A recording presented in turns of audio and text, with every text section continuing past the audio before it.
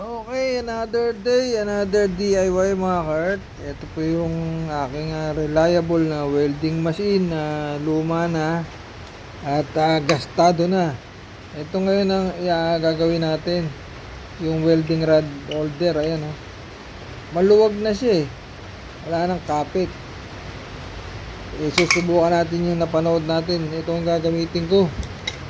Yung sirang riveter. Ayan, tignan natin kung magiging successful. Ito kasi yung original na holder, maluwag na oh. Kaya pag naglagay ako ng welding rod, ayan, ano na siya, tatanggal na oh. Ginagawa ko remedyo dyan, nilalagay ako nito yung ibig ng ground.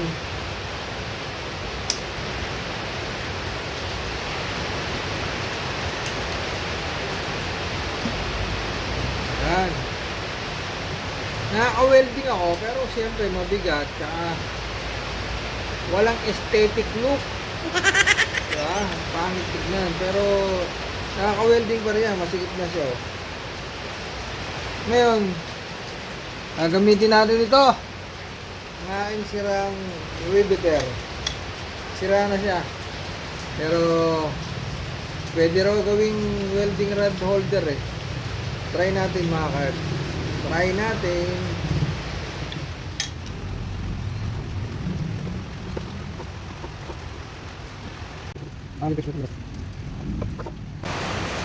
Eto, ilihain natin para magkaroon ng contact. May pintura kasi.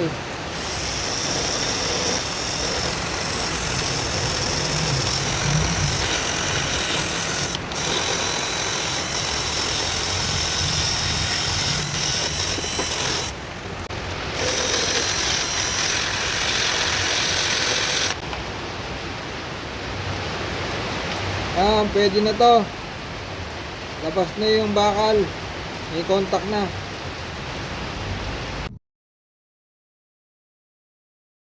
Okay, moment of truth mga kart. Ayan na yung ground. Ayan na rin yung welding rod. Nakakabit na. Tetest na po natin kung obra tong DIY na riveter welding rod holder. Ay! Ay!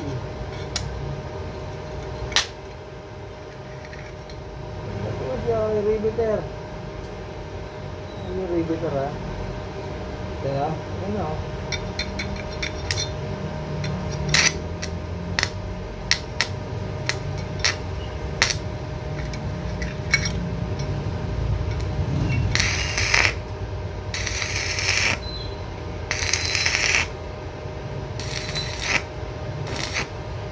Wow!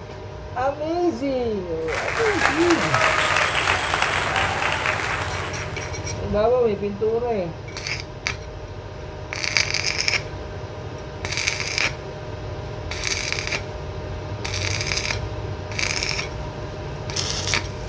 Ayos!